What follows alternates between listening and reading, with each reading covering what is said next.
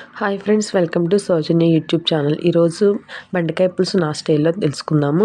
దానికోసం బెండకాయలు, ఉల్లిపాయలు, పచ్చిమిరకాయలు, టమాటా, దంచిపెట్టిన వెల్లుల్లి, చింతపండు గుజ్జు నానబెట్టుకోవాలి. దీనికోసం స్టవ్ ఆన్ చేసి ఒక గిన్నెను పెట్టుకోవాలి ఫ్రెండ్స్. తర్వాత ఆ గిన్నె హీట్ అయిన తర్వాత ఆయిల్ యాడ్ చేసుకోవాలి. ఆయిల్ కూడా హీట్ అయిన తర్వాత పోపు దినుసులు యాడ్ చేసుకోవాలి ఫ్రెండ్స్.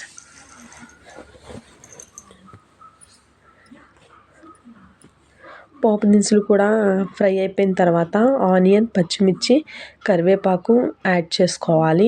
అవి కూడా ఫ్రై అయిపోయిన తర్వాత 1 ఇంచ్ కట్ చేసి పెట్టుకున్న బెండకాయ ముక్కల్ని మనం యాడ్ చేసుకోవాలి. నెక్స్ట్ బెండకాయ ముక్కలు కొంచెం మగ్గిన తర్వాత టమాటాలను కూడా యాడ్ చేసుకోవాలి ఫ్రెండ్స్.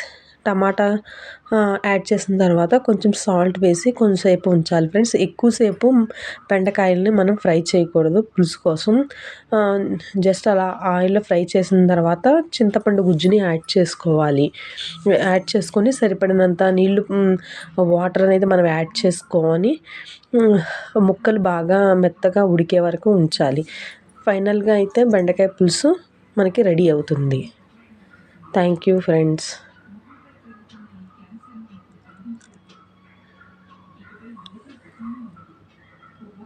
చక్కగా ఆనియన్స్ అన్నీ మనం ఫ్రై చేసేసుకొని 1 ఇంచ్ కట్ చేసుకున్న బెండకాయ ముక్కలను యాడ్ చేసుకోవాలి. వాటిని ఎక్కువగా ఫ్రై చేయకూడదు ఫ్రెండ్స్ బెండకాయ ముక్కల్ని, ఎందుకంటే మనకి పులుసుకి ఎక్కువ చింతపండు పులుసులో ఉడకపెట్టుకోవాలన్నమాట.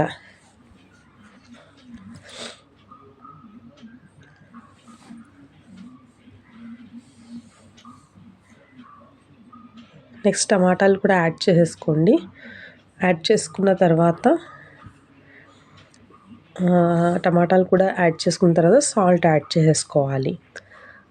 సాల్ట్ యాడ్ చేసుకొని ఒక 2-3 మినిట్స్ అయిపోయిన తర్వాత చింతపండు పులుసుని కూడా యాడ్ చేసుకొని చక్కగా సరిపడనే వాటర్ కూడా యాడ్ చేసుకొని బెండకాయ ముక్క అనేది మనకి మెత్తగా అయ్యే వరకు ఉడకబెట్టుకోవాలన్నమాట. సరిపడినంత కారం కూడా యాడ్ చేసుకోవాలి. Thank you friends. Thank you for watching.